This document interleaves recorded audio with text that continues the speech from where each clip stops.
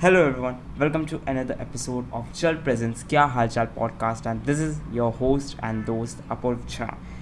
And in today's episode, I and Vishal, the co-founder of Jal organization, went to have a conversation with Wing Commander Dharmendra Sharma, the founder of ARC Foundation, which also stands for a Responsible Citizen Foundation, who after seeking voluntary retirement from Indian Air Force started working on it. He was also awarded by the Times Group for his social work. And in this episode, we'll have a conversation with him about nature, composting, water, and so many more things. So, with that, let's get into the episode and welcome to the podcast.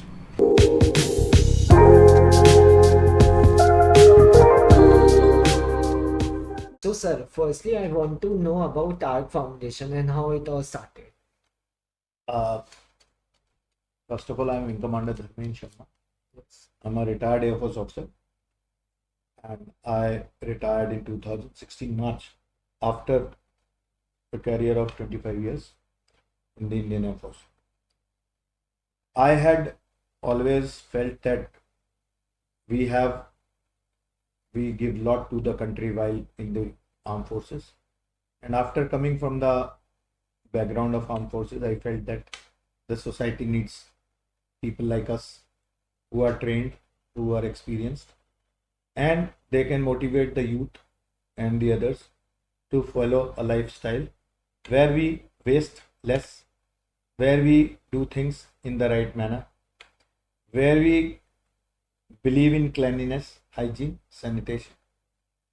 And with this in mind, I decided that I will have my own NGO.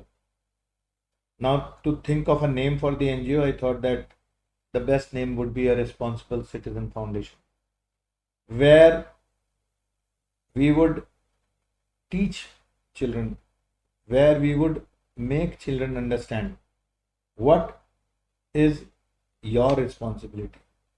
We all know what we have to have from the government. We all know what we need from the society. But what is our responsibility towards this society? Now, government cannot do everything. There are a lot of things which we as individuals need to do. Mm-hmm. And with this in mind, I opened my organization called the Responsible Citizen Foundation. The first initiative of our organization was that we decided to work with students and brought them into fold of debating. We are connected with Indian Schools Debating Society. My son Abhilaksh, who was a student at that time in Vellore, VIT Vellore, he being a debater and adjudicator himself for World Schools Debating Championship, said that we should bring debating to Gujarat, and especially the kind of debating being followed there in Vellore, and that was debating in World Schools Debating pattern. And we had our first program at it was a workshop and a selection for World Schools Debating Championship. We conducted the regionals for Western Zone, the first regionals for Western Zone in Gandhinagar Law University, where we had 15 schools participating. We trained around 45 students and around 15 teachers in debating, and the impact of that on the kids was so good. The kids felt very well, the teachers felt good, and we decided that this is one of the activities which we'll be following throughout, where we teach children how to debate. Debating not as in debating only, but how to communicate yourself without getting worked up, without getting, you can put up your argument in a way where you need not have to worry about, you need not have to fight it out. You can very hyper hone ki zarurat nahi, and you can easily convince people and convey your thought. And not only that, we had found that children were glued to their phones. Children were glued to the multimedia. So what we did was, we don't allow children to go for mobiles. And in those 2 days, children do not touch their mobiles when they are with us on a workshop. And apart from that, they are using their pen, pencil, and their mind. And nothing, everything is extempore. They are not given the topics beforehand. They are given the topics at the time of on the spot, and then they perform. This is one of the activities which we did. The second was we had I love planting trees. So my first thing was planting of 150 trees. I had been doing this while I was in service also, but I felt that this is one activity which I would like to carry on. So I planted first 150 trees, which were given to us by one organization called AISESR Foundation. And one very senior person, Ajit Nath Jha sir, who was my friend, philosopher guide, he told me that this is one thing, Dharmendra, which you should do it in your NGO. And we started planting trees as part of CSR for companies. Our first plantation was 150 trees. We soon got a target of 5,000 trees, which was soon raised to 35,000 trees. 35,000? Yes. And in a year, we were asked to plant 75,000 trees. But at that time, we had been given this work and we had started doing it. And then came COVID. We had purchased big plants. We had to plant them also and look after them also for a year. But during COVID, as every one of us knows, nobody was allowed to go out of house. We had planted our trees, but we were not allowed to go and water them. But we still managed with the help of people and my team, which despite getting beaten by the police many a times, still managed to look after our trees. We were able to keep them live. And once COVID was finished, we finished our project. And now we were given a project of plantation of 3 lakh trees for the next 3 years. So we have a target, we have a place where we are planting. And in this, not only trees, but plants in general, where we are trying to create ecosystems. We are trying to create good places where, good trees are there. But we are mostly working in the armed forces. Now this is the second vertical. The third vertical of our organization happens to be composting. We are teaching students in schools. We go to schools. We try and teach children how to compost, how to segregate their waste, not to send their waste to the landfill sites. And to tell you the truth, in the last 6 years, I have not sent a single scrap of wet waste out of my house. My entire wet waste is consumed at home and we make, compost out of it. I can show you part of it here. You can see this looks like, tea leaves. Yeah. And this is the compost which I am making out of my waste in my house. And this is completely being utilized in my house. And I am trying to make people aware about it and going to various schools, colleges, wherever I get an opportunity to tell people about it. We recently gone to campuses also to teach people how to compost.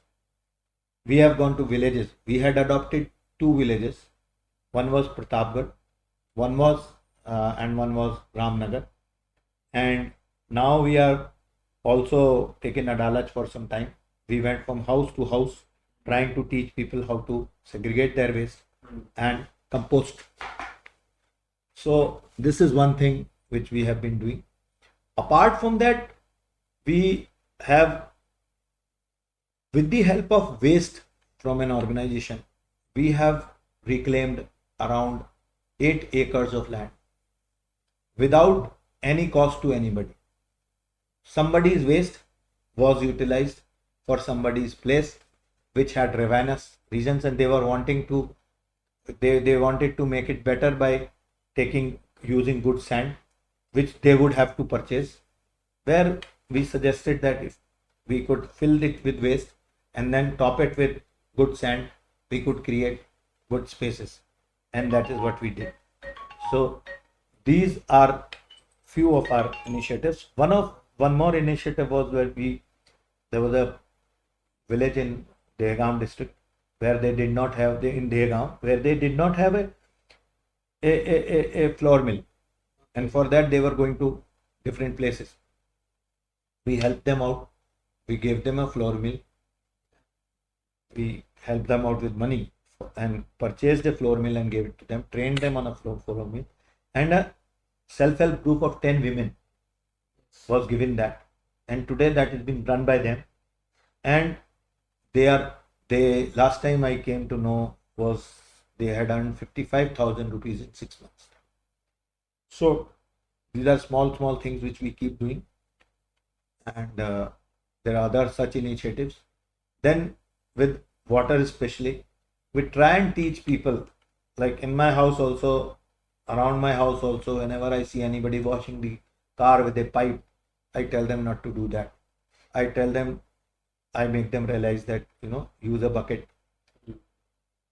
For taking bath myself, I try to use a bucket only, and do not want to waste water. I believe even a drop of water should not be wasted. These are few of the activities which I do through my NGO.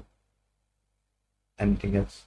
Okay, that's something. I mean, so many things I heard in this conversation, and I must say, like, there was firstly the relatability factor was about, because you said like you save a lot of water and you try to save a lot of water, you try to wash your car bucket, and I felt somewhere like this is something that that feels kind of very relatable to me because of the fact that I also sometimes often I do that. If I say my sister that use a bucket instead, or even if they are using shower now, one thing that I've noticed is that when people use shower, they sometimes just leave the shower on just move aside for applying soap or something, because that was a habit I was having, and I heard it from a lot of my other friends too, that they have this habit, and I asked. So I said that just turn off the shower at that point of time, something you will be saving. So that perspective, like you said, that small things can even bring great changes. So that is something that I feel that I inferred from this conversation and from this answer. I mean, there's so much for ARC Foundation that it is doing, and it's definitely making so many responsible citizens. Like you have grown from, you have planted so many trees. Like the progress is drastic. I mean, I was in awe. I was in complete awe. Like how that so much significant growth, even in COVID times, you were doing your work. So, and we really wish you the very best of luck. And with that, we would like to move to the next question. So you have attended a lot of sustainability camps, functions, and so many things. So in those camps, definitely you would have heard so many different tips, so many different point of views, so many different ways of saving the planet, and you must have got so many tips about that in which you can bring some impact, and you can save the climate. So can you share some of the some of the best takeaways from some of the initiatives that you have been at? I have, in my long career, being in the part with the forces, something which we have imbibed is, like, we have jungle camps. You know what is a jungle camp? Is when we go to the jungle to live life in a jungle, where we are given we do not have anything. We live in tents, and we have to dig our own trenches around the tent. We have to create a place for us to go for the loo in the morning. So we call it DTL, dug trench latrines. You can imagine that people, around a group of 100 people staying in a jungle, and when we leave the place, we leave as it was when we came there, so that we do not leave our stench behind, we do not leave our garbage behind. We ensure that anything and everything was and is like we came. So that was the first time when I saw that even in the wild, when we had gone, we were told that we will have to go to the toilet in the field. So I thought that it would be like our village, where you just pick up a lota and go to the field. But there I realized, no, we first dug in the ground a hole, and where we, utilized it. And once that was over, we covered it with mud, so that there were no house flies, there were no flies, there were no smell, odor, nothing, and we left the place clean and tidy. So this is one of the things. We were given about a bucket of water. The same bucket was to be used for bathing, the same for water for drinking, and for anything else. So we knew how to utilize less water, use less water, and in a way that we do not harm ourselves. It has to be clean, kept clean. So a lot of things which we were learning from our childhood at home were followed. Lot of things which we learnt in service came with us, and there were a lot of takeaways from each stage in life. So when I look at it, when I came into in my service itself, I saw there was a man in a village who was known to be a very, very bad person, in the sense that he was very loud. He used to, he could shout at anybody, and he was a very loner. Nobody was talking to him, and he was staying out of the town. He was from he was from the Dalit community, and he had a shop where he was, mending bikes. Okay. So bicycle repair shop. I also had a bicycle which I took for repair, and I found that this man was not there. The shop is open, and I was cursing him that he is not there, and I'm waiting. And then he came and he told me, "Sir, you'll have to wait for 15-20 minutes more." So I said, "Why?" He said, "I'm doing some job which I do every day." And he had a modified bucket on his cycle, in which he was carrying water, and he had planted around 50 trees on the side of the road, banyan trees on the side of the road, and he used to give them water every third or fourth day. So this man, without anything to do with anybody, everybody is cursing him, and he was watering the plants. I had to wait for 15-20 minutes after his telling me this.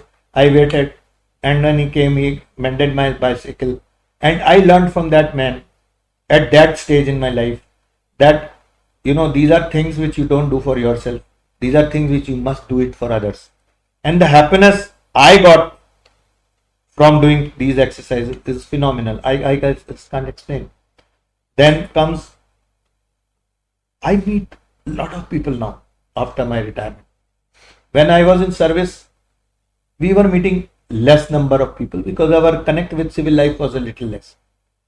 But there also, I had an opportunity to see people from all walks of life. People in their little way doing little things. Like today, I am seeing young boys like you, who have hardly, finished their studies. They have not even, they've just come out of their teens. Yes. And you are, you have taken a project in your hand where you are trying to work on water. Yes. Now, if each one of us starts doing his part, I think a day is not far when we become better than any developed country in the world. The only thing which stops us from doing something like this is that inertia. We don't tell anybody anything. I keep telling children when I meet, look, some time back, we were a nation where everyone used to smoke. I used to smoke in my office, and if you go out to the corridor, you are smoking. But today, it has happened that there is no person you will find smoking on a train. You will not find people smoking in picture movie halls. You will not find people smoking anywhere in public places. We have an office building where there are 100 offices, but not even a single person will you find smoking in this entire area. Why? Because somehow it has got into this psyche that smoking and secondary smoke is not good for health. And now we have stopped it telling people. Suppose you are smoking, you are in your own, I am in my own office and you come. I will ask you, sir, can I smoke? It is my office, but I will take your permission to smoke. Why? Because I have started feeling, we have started. How did this feeling come? Because now people, if you are smoking outside, somebody will come and tell you, please don't smoke. This is no smoking area. So why can't this happen for spitting? Why can't this happen for throwing of garbage? Because we are not saying anything. We are just taking it. Okay, it is his garbage. He's thrown it. Why should I bother? No. Exactly. It is. We have to learn to ring the bell. If you are having a problem in your house, your mother is beating your father. No, how can he beat my mother? You should. A person now tells. So, lot of things are coming into the cycle. Lot of things are coming into the community where people are learning to say no, to correct. So these things are happening. So this is something positive which I have been getting, and a lot of things like that, like Wednesdays with water of Nancy Man. I first saw it, I was stunned the way the ma'am was talking about things. I always thought Sabarmati riverfront is the best thing that could happen to Sabarmati. No, I have now come to know that there are better things than that. There are better ways of looking after riverfronts. There are cleaner ways. There are ways in which the soil, the flora, the fauna will survive and do better instead of concretizing everything. So, lot of things one learns as time goes on. As you age, you meet new people. I am learning each day with young kids like you. And we are learning from you, sir. Same here. I mean, the amount of experience that you have shared, this can go on for a whole day. I'm ready to give the whole day to just listen and to learn. There's so much to learn, and yet I'm wanting more. So, but we have a few more questions as well, and I'm definitely sure the audience would also love to hear more, but time is our enemy right now, so we can't do too much about it. So with that, let's move on to the next question. And there are so many innovations that are happening right now, where people are coming up with so many ways, like GAL mobile technology, which Israel came with, so that through which they can see water can be purified. So things like that. Do you think that these kind of things can bring changes? And definitely. When I was in my service, we used to have water tanks overflowing on rooftops. It's a very, very regular phenomenon. Water comes, the float valve is not working, there is overflow of water. Every tank used to overflow. Pressure was so high. Then there was a system which was called SCADA. Automation. So now what happens, you don't have to go and switch on, switch off. Yeah. Auto timers are there. You just put a timer on, timer will switch it on, timer will switch it off. So technology has been now merged with everything. So definitely, and people are becoming aware. So now, last I heard was there was water problem in Chennai. Okay. Despite having sea, there was no water. Water everywhere, but not a drop to drink. Okay. You go to South Africa. South Africa was in bad shape because of less water. It was considered that Cape Town will become a ghost town. People were buying tankers of water. Water was coming from far off places. They didn't have water, but then they worked on it, and today they are trying to become water surplus. So nothing. A man is very, very intelligent. Human beings are something which they are made of such material that they will never perish. But they are not. They work only when things go over the head. So before we reach a stage where we are not, we lose much more things, we should understand and go in for conservation of water. We should go in for conservation of water bodies. We are taking out water from the underground. Instead of that, whatever water is available in the atmosphere, we should harness it. There are harnessing technologies which have come. Exactly. There are students in Chennai and in Bombay IIT who've just come out with a method of taking water from the atmosphere. Yeah. That, Okay, and they are now utilizing is for drinking water. exactly. Similarly, in our villages in Rajasthan, hundreds of years ago, Mm. there was a reservoir underneath every house. Mm. It was lined with lime, and water was used throughout the year for drinking. Okay, I have seen a Haveli where in Pali where I saw this some 30 years back. So that village in the thick of a desert never had a water problem.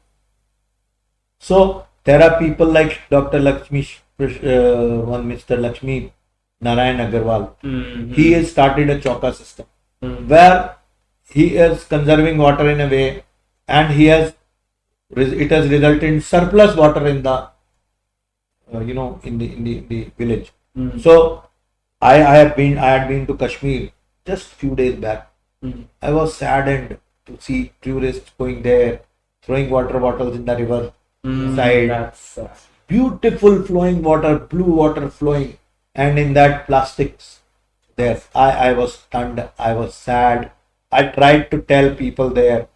My wife also said, "Ki you are unnecessarily trying to teach people here. So this is Kashmir," but I said, "No, this is India. We need to tell people." And when we were on the Dal Lake, staying there again I saw that while washing the dishes, the dishwater was flowing into the the lake, which was, we are going to drink the same water, we are going to take bath from the same water, that water is going to go down. Why are we polluting it? But this is the way people are doing it, and we need to correct them at the right time so that this thing doesn't happen. I mean, when someone like when I have seen this so many times, like when I'm going for a travel, like my family really loves road trips, and that's why when we go out for a road trip, we see a lot of rivers as well, a lot of water bodies there, and I see people throwing bottles, wafer packets, and so many things. So I don't know, I get very furious at the same time, and also feel very sad. Kyun kar rahe ho? I mean, that's such a beautiful creation of nature. It's Now whenever you see something like this happening, you should stop people from doing it. Definitely now. And I'm telling you, if you do it, people do understand. It takes time, but they do understand. Mm. Now I've been seeing all the villages in the country. Wherever I have been, I have not seen a single village where a water body was not the dumping ground of waste. All villages have ponds which are dumping grounds of waste. Mm. So next time we go to a village, I ensure that I will, spend some time in the village trying to teach people how to look after their pond, so that they don't put the garbage inside. Because it's their water, they should be looking at. Mm. Now, apart from this questionnaire that we are having, because we are now playing Passing the Parcel for a long time now, passing the notebook here and there. So, apart from this questionnaire, I have one question that just came in my mind. That, a lot of people I have met, and even in my society, I met one guy who was saying that Pani to itna sara hai. There is so much water.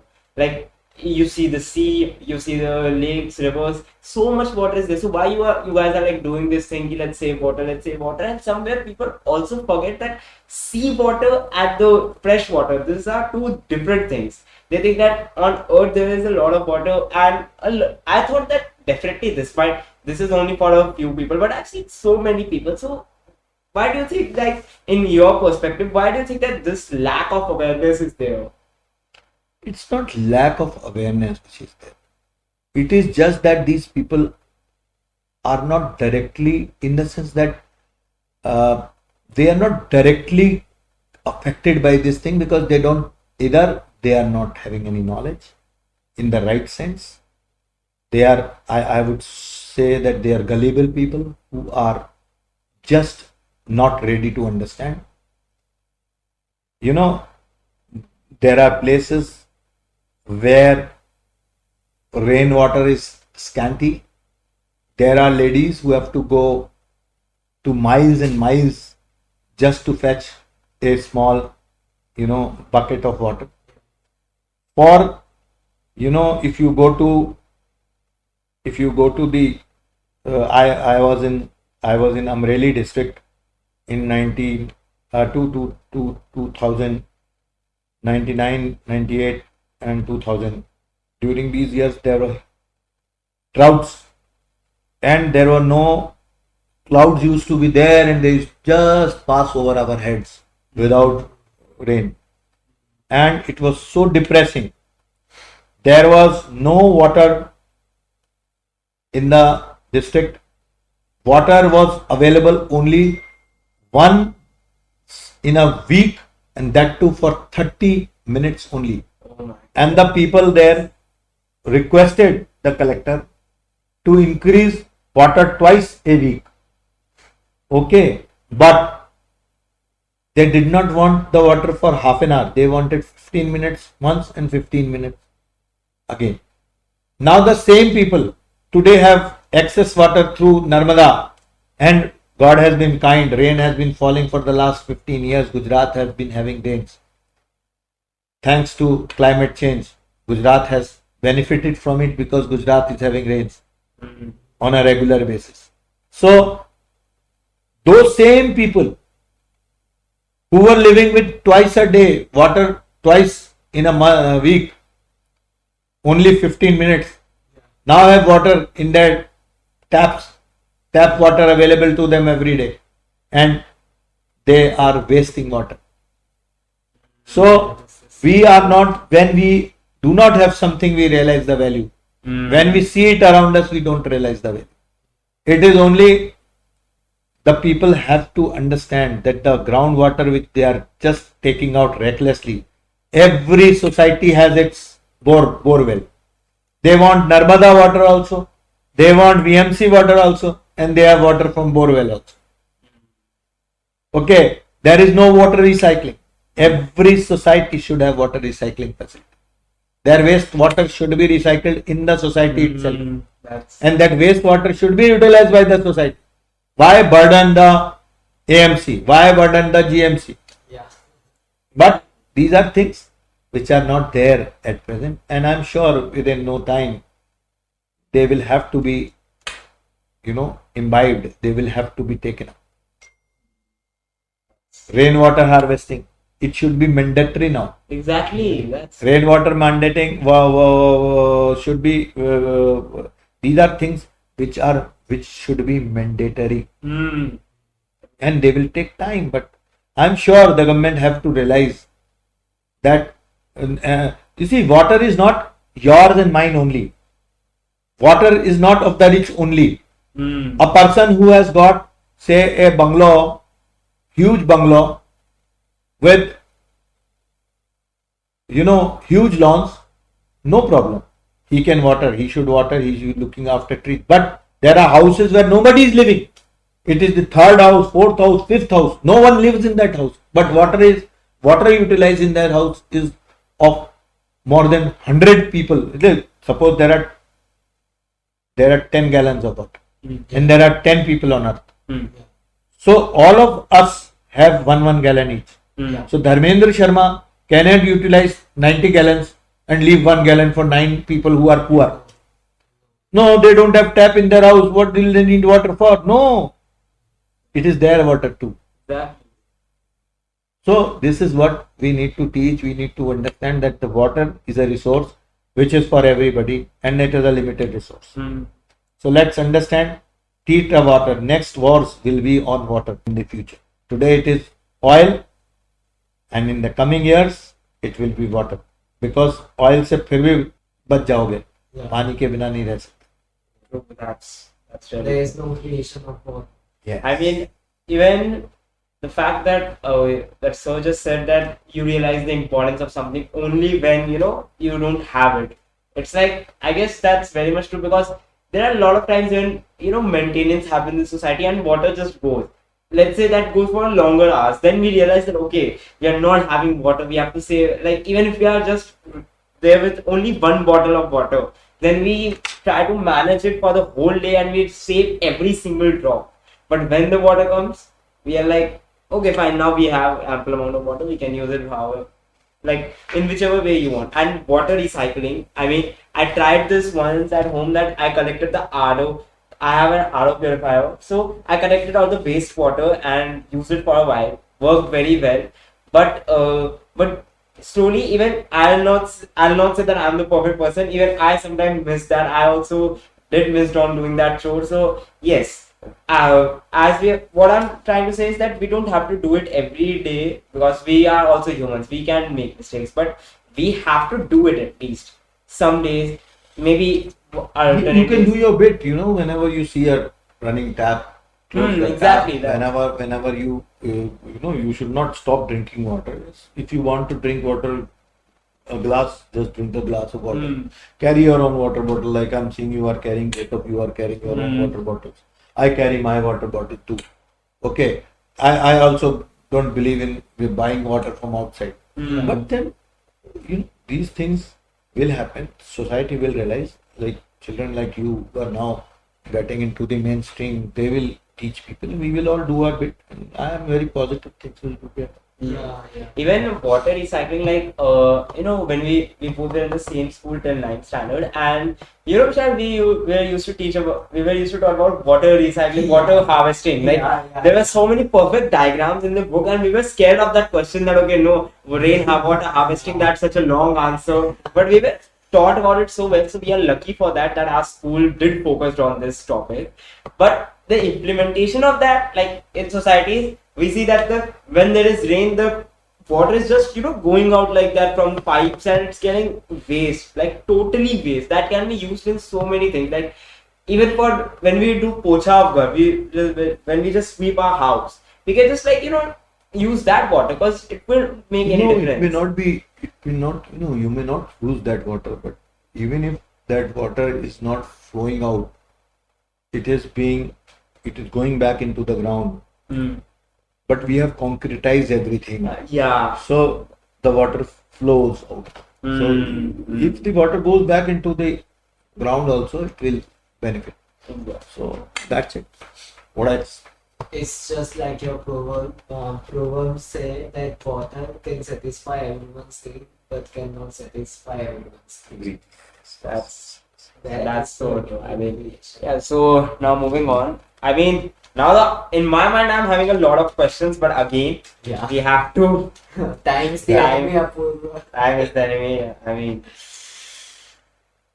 so there are this, like now you also mentioned that in Ahmedabad finally rain has been there thanks to climate change. But we noticed that the rain has been somewhat irregular as well in between, and now we have seen that in this recent times the weather changes have been so drastic, so irregular, and so out of pattern. So do you think that now global warming is showing its after effects? Yeah, it is definitely there. Definitely there. Earlier we had monsoons were predictable. They are not predictable anymore. We had this Apoorv Jha coming. What was this? This was again El Nino coming back. So erratic monsoons are a feature now, which are very, very common, and definitely it all goes to say that the global warming, what you call, is the reason for it. No doubt about it. And we are still sending a lot of chlorofluorocarbons into the atmosphere. So this is likely to be there. The temperatures are rising, but now slowly the society is realizing, and people are trying to reduce their carbon footprint also. So things are changing for the better. But yes, I'm a positive person, so I don't look at negativity. We can see that very well. You are like, I mean, the wisdom that you are having and that we are getting to learn, that makes it so much worthwhile. Like, that's the main, like for me, if I'm being really very honest, the main purpose of this podcast is to learn for myself. So, and to make my audience also learn about new things, about new experiences. And I'm so lucky. I feel so lucky that I'm getting to learn from so many wise persons like you, and today I'm enjoying it. Like I was having a long day today, but it all makes this all makes it worthwhile. Like at last I got to learn Thank so you. many things. We should thank you. So we are like you're doing so much, and it's an honor. But yeah, now moving on. Now we have talked about a lot of educational stuff and everything. So thoda sa let's lighten the mood, and around environment only we'll be asking a few questions to sir. Sir, it's like more of a preference kind of question. Thoda is an interesting question. So with that, let's go on. The very first thing that I want to ask is like अगर आपको दो चीजें दी गई हो like planting or composting, planting a tree or composting, so which one would you like to do the most? I would be more inclined towards composting because that would add to the soil where my plants would grow better. Okay. Any guys story that you have with like an event where you were composting, a very memorable composting time, something like that? Yeah, I'll tell you my story about how I started composting. And composting was not something which is, it has lot of, I have passed through lot of hits and runs. It was not always a successful thing. This thing is not very, it looks very simple, but how I reached this stage of getting this that's is not easy. So, I was in service, and one fine day I decided I was going to somewhere where I saw that a lady in Bangalore has prepared one khamba, and it's a contraption where you put your food waste, keep on putting your food waste, and it converts to compost after some time. Before that, I had seen my dad, who used to also say something similar, and we used to have a kitchen garden behind our house, and whatever waste was there, my father used to collect all the leaves, all the waste, and used to put in one corner of the kitchen garden. And after some time, he used to, when the next harvest was over, he used to take out that waste and spread it in the field. So that was raw form of composting which I had seen. Then I came to learn that this lady in Bangalore is creating something like a khamba where she converts food waste into compost. That compost is utilized in the kitchen garden. My father was a avid kitchen gardener. He used to do it, and he had green fingers. So I used to see my father doing it. My father, when he used to come to my house, we always had a house which had a garden behind, kitchen garden behind. And father used to be there in the kitchen garden working the whole day, and I also started doing that with him. Of course, I was not into it 100% at that time because being in service, one didn't have time. But then I thought of starting home compost, and I bought a khamba. Khamba costed me around 3,500 3,800 rupees that time, and I bought it, and I kept it behind my kitchen, and I requested my servant to put the food waste inside that. It was very difficult to convince her, first of all, to put the food waste only. She used to put all kind of waste inside. And during this, it was summers, and she put lot of, this orange rind and orange peels and, lemon peels. And these being rich in nitrogen, they created too much of wet waste. And because of that, flies, उसका ढक्कन टूट गया, flies आके बैठी तो उसमें maggots हो गए तो थोड़े दिन में मक्खियां भी बनी.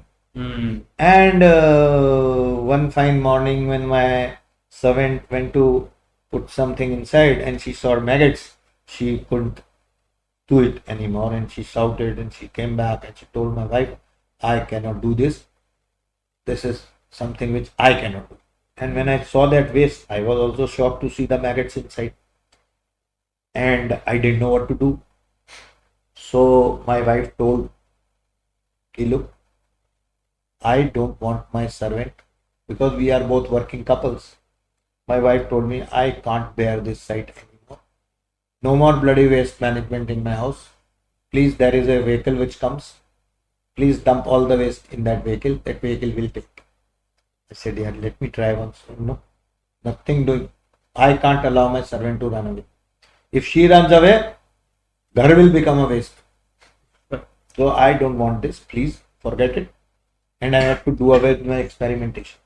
So the day I retired and came home, I had a lot of time. I was not doing anything. Yeah. I didn't have any work. So I told my servant, now waste will be managed by me. And I got a contraption, a small bucket kind of thing, 20 liters ka bucket. Two of them. They had a small, tap underneath. They had a jali in between. And I started this composting. This particular contraption was from one very good, I forget the name, from Bangalore again. And I got it online. And it was mentioned that this waste bin, will not produce bad odor. They had given me some, cocoa peat, which was also having biofilm in it, and that was to be used. So I started reading about it, learned, and then I started managing it. So I learned that it is very simple. You just have to understand the ratio of nitrogen with carbon. Carbon is dry waste, dry leaves, cardboard, etc. And nitrogen is anything which is wet waste. So the best thing is to combine both of them in a proportion. So the moment the wet waste becomes a little more wet, introduce carbon. If it is dry, introduce a little water inside. So I started doing that, and in 45 days I made my first compost.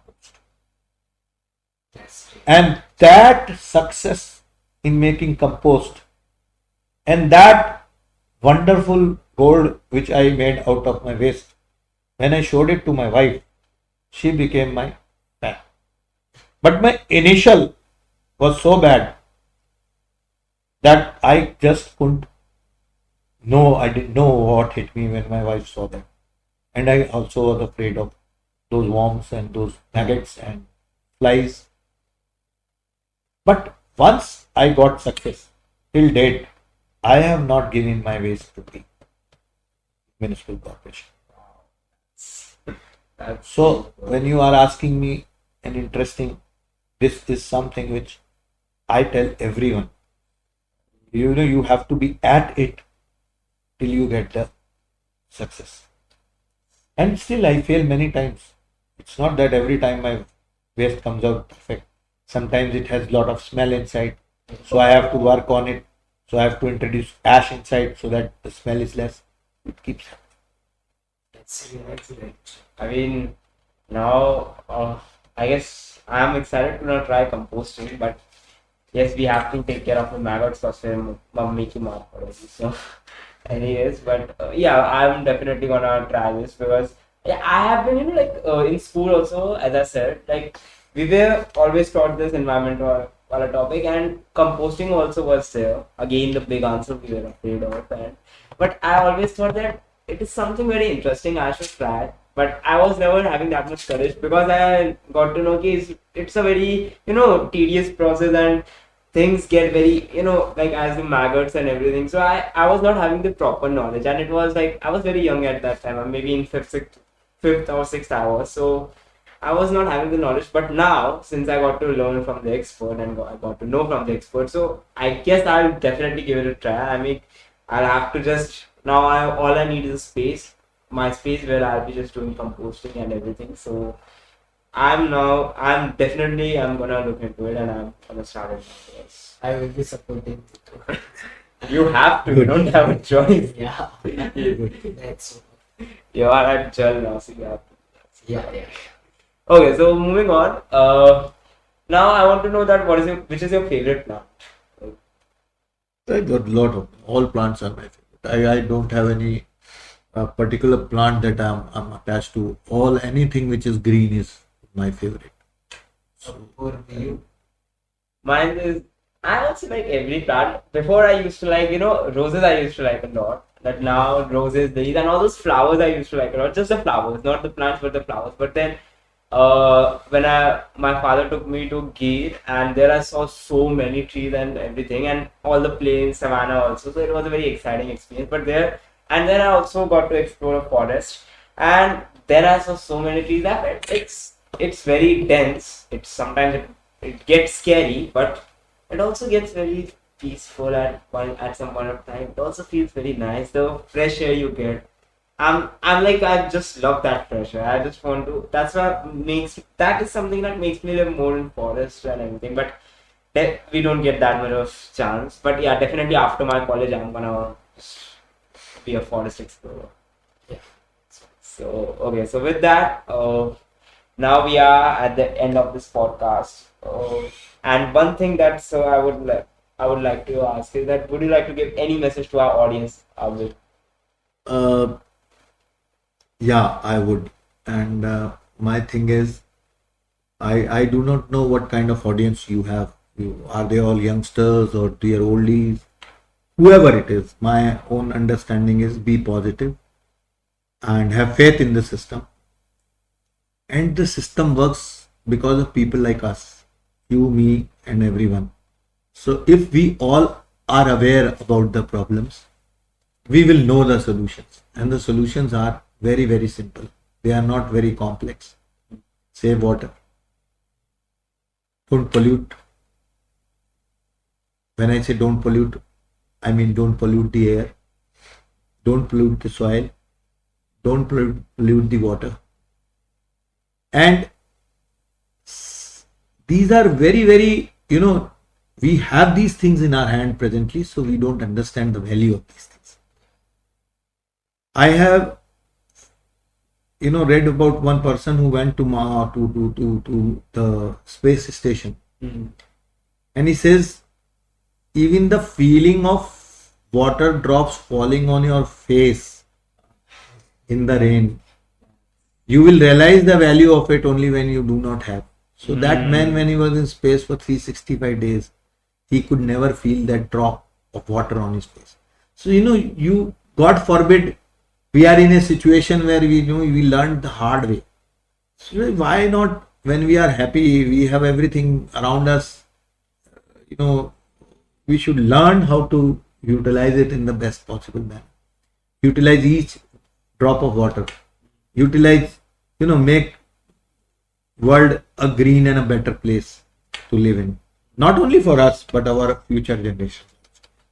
So this is what I would like to tell our audience. And thank you. Thank you very much, Apoorv. Thank you so much, sir. It's a pleasure being here.